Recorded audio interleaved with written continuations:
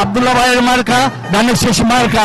রহিম, আজকে বাংলাদেশ জাতীয়তাবাদী দল ৪৭তম জন্মবার্ষিকী উপলক্ষে বারৈখালী ইউনিয়ন থেকে আমরা এক র্যালি নিয়ে শ্রীনগর স্টেডিয়াম মাঠে উপস্থিত হয়েছি।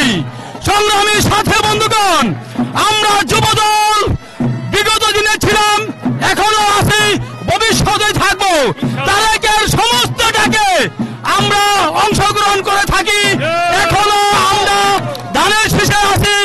আব্দুল্লাহ ভাইয়ের মার্কা ধানের শীষ মার্কা।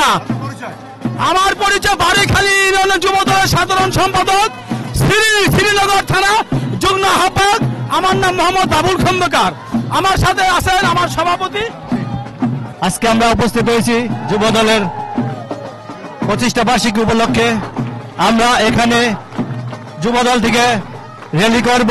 প্রত্যেকটি ইউনিয়ন থেকে হাজার হাজার উপস্থিত হবে আমাদের নেতাকর্মী এখানে।